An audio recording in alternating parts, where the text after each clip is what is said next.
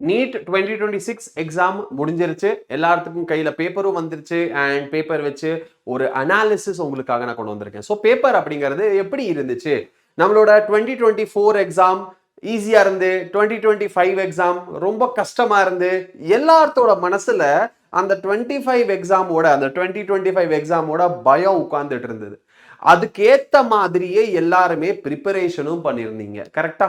Statement type question நிறைய கேட்டிருக்காங்க sir, அதனால ஸ்டேட்மெண்ட் டைப் கொஸ்டினா உட்காந்து சால்வ் பண்றது, அசர்ஷன் ரீசன் கொஸ்டினா சால்வ் பண்றது. இது வரைக்கும் நான் பார்த்ததுல ஜுவாலஜில ஒரு அசர்ஷன் ரீசன் கொஸ்டினும் கேட்கல இல்லையா? ஒரு அசர்ஷன் ரீசனும் கொஸ்டினும் கேட்கல. ஸோ அப்போ யோசிச்சு பாருங்க, அசர்ஷன் ரீசன் கொஸ்டின் வரல, ஆனா ஸ்டேட்மெண்ட்டாக கொடுத்து குவித்திட்டாங்க. பிசிக்ஸ்ல என்ன எதிர்பார்த்தாங்க? அட்வான்ஸ் லெவல் கொஸ்டின்ஸ் வரும், அதனால எல்லா ஹை லெவல் கொஸ்டின்ஸை டிஸ்கஸ் பண்ணியிருந்தாங்க. ஆனா இப்போ எப்படி வந்துச்சு? ஜிஜிபி கொஸ்டின்ஸ் வந்துருச்சு இல்லையா? ஸோ அதனால இது எப்படி இருந்துச்சு இந்த வருஷம் பேப்பர்? ஓகே, இப்போ எலெக்ஷன் ரிசல்ட் மாதிரியே இப்போ எலெக்ஷன் வந்துட்டு அனாலிசிஸ் பண்ணுவாங்களா, எப்படி இருந்துச்சு நம்ம ஓட்டரோட கால்குலேஷன், அந்த மாதிரி எப்படி இருந்துச்சு நம்ம பேப்பர் அப்படிங்கறத நான் சொல்றதுக்கு தான் வந்திருக்கேன். ஸோ நம்மளோட கொஸ்டின்ஸ் இப்போ பாட்டனி, நம்ம பிடபிள்யூல படிச்ச பாட்டனில ஒரு கிட்டத்தட்ட 49 கொஸ்டின் உங்களுக்கு எவ்வளோ பாட்டனில இருந்து கேட்டிருந்தாங்க. 49 கொஸ்டின் கேட்டிருந்தாங்க பாட்டனில. ஆனா அதுவே நம்ம என்னது, அதுவே நம்ம சாப்டர் வைஸ் அப்படின்னு பார்த்தா எல்லாமே பாருங்க, கிரீன் இருக்கிறது ஈஸி. அப்போ எல்லாமே என்னது? Easy, medium level, easy to moderate. ஒரு சில கொஸ்டின்ஸ் கொஞ்சம் டிஃபிகல்ட்டா கேட்டிருந்தாங்க. அதே தான் இந்த இடத்துலயும் பாருங்க, ஈஸி, மாடரேட் கொஸ்டின்ஸ் செல் சைக்கிள்ல இருந்து கேட்டிருந்தாங்க, செல் டிவிஷன், அதுக்கப்புறம் சம் ஈகோ சிஸ்டம், அந்த ஈகாலஜி யூனிட்ல இருந்து கேட்டிருந்தாங்க.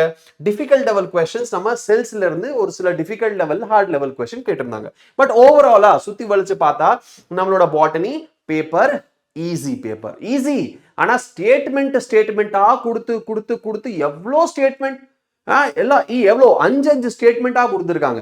அப்போ ஸ்டேட்மெண்ட் டைப் கொஸ்டின்ஸ் அதிகமா இருக்கிறதுனால பேப்பரோட லென்த் வந்து அதிகமாயிருச்சு. ஓகே, பேப்பரோட லென்த் அதிகமாயிருச்சு. ஓகே, இது வந்து நம்மளோட பாட்டனி. பாட்டனில ஈவில் குவாட்ரேட் மெத்தட், இது எப்படி சொல்லலாம் அப்படின்னா, பாட்டனில நம்ம எதிர்பார்த்த கொஸ்டின் என்ன எதிர்பார்த்துட்டு இருந்தோமோ அந்த கொஸ்டின் வரும், நம்மளுக்கு தெரியும். அண்ட் அதை தான் கேட்டிருந்தாங்க. விச் மீன்ஸ் நம்ம ப்ராக்டிஸ் பண்ண, நம்ம படிச்ச கொஸ்டின் தான் கேட்டிருந்தாங்க. விச் மீன்ஸ் புதுசா எதுவும் ட்ரை பண்ணல. லாஸ்ட் இயர் நம்ம ரிடக்ஷனிஸ்ட் பயாலஜி மாதிரி இந்த வருஷம் எதுவும் ட்ரை பண்ணல. எப்படி பழைய பேட்டர்ன், பழைய 2020ல, 21ல, 22ல எப்படி கொஸ்டினோட அந்த பேஸ் இருந்துச்சோ அதே லெவல்ல கேட்டிருந்தாங்க. 2015, 2014ல எந்த பேஸ்ல இருந்துச்சோ அதே லெவல்ல கேட்டிருந்தாங்க. அப்போ அடிஷனலா புதுசா எதுவும் எக்ஸ்பெரிமெண்ட் பண்ண கிடையாது. சரியா? அப்படின்னா நீங்க ஆல்ரெடி பிவைக்யூஸை நீங்க சால்வ் பண்ணியிருக்கீங்க அப்படின்னா, உங்களுக்கு பிவைக்யூஸ் சால்வ் பண்ணிருக்கீங்க அப்படின்னு என்னது, உங்களுக்கு ஈஸியா இருந்திருக்கும் பேப்பர். ஏன்னா பிவைக்யூல தான்டா கேட்டிருக்காங்க கொஸ்டின்ஸ் இல்லையா? பிவைக்யூல தான் கேட்டிருக்காங்க. அப்போ ஜுவாலஜி எப்படி இருந்துச்சு? நம்ம சப்ஜெக்ட் ஜுவாலஜி. ஜுவாலஜி அப்படின்னு பார்த்தா 41 கொஸ்டின் ஜுவாலஜி. நம்ம பிடபிள்யூல ஜுவாலஜி செக்ஷன்ல இருக்கிற அந்த பார்ட்ல 41 கொஸ்டின் ஜுவாலஜில கொடுத்திருந்தாங்க. தனியா பயாலஜி ஒன்னாதான் இருந்துச்சு, செப்பரேட் பண்ணி எதுவும் கொடுக்கல.